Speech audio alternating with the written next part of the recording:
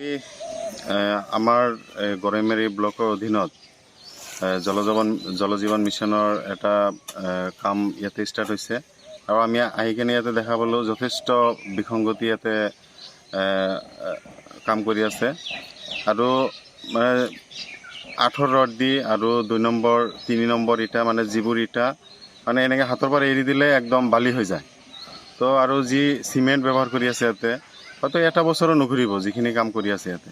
তো আমি ভাবোঁ যে আমাৰ অসমৰ মাননীয় মুখ্যমন্ত্ৰীদেৱৰ মানে চৰকাৰৰ নেতৃত্বাধীন চৰকাৰৰ দিনত এনেধৰণৰ দুৰ্নীতি যাতে কোনো ঠিকাদাৰে নকৰে আৰু এই ক্ষেত্ৰত আমি প্ৰশাসনৰ আৰু বিভাগীয় কৰ্তৃপক্ষৰ মানে হস্তক্ষেপ বিচাৰিছোঁ। ইয়াৰ পৰৱৰ্তী আমি আজি প্ৰথম অৱস্থাতে এওঁলোকক আমি ক'লোঁ যে এইখিনি বস্তু যদি আপোনালোকে কাম নকৰিব যাতে ইষ্টিমেট মতে আপোনালোকে কামখিনি কৰে আৰু ইয়াৰ পৰৱৰ্তী সময়ত আমি য'ত যি ধৰণে বিভাগীয় কৰ্তৃপক্ষক জনাব লাগে আমি নিশ্চয় জনাম।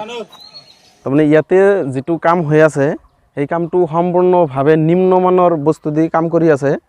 তো আমি এইটোৱেই আবেদন জনাওঁ, অনুৰোধ জনাওঁ ঠিকাদাৰক যাতে ইয়াতে ভাল গুণ সম্পন্ন থকা বস্তুৱেদি কাম কৰে। আমাৰ এইটো চৌধুৰীবাম গাঁৱৰ এইটো মধ্য চৌধুৰীবাম গাঁও।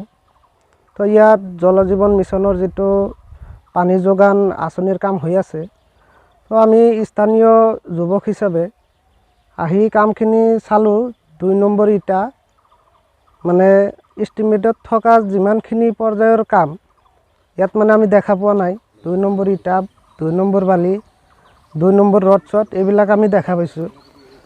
তো আমি এইটোৱে অনুৰোধ জনাওঁ প্ৰশাসনক আৰু এইটো কামত ঠিকাদাৰক যে আমাৰ এইখিনি কাম ভাল সামগ্ৰীৰে তথা ভাল মানৰ উন্নত বস্তু দি কামখিনি কৰা হয়।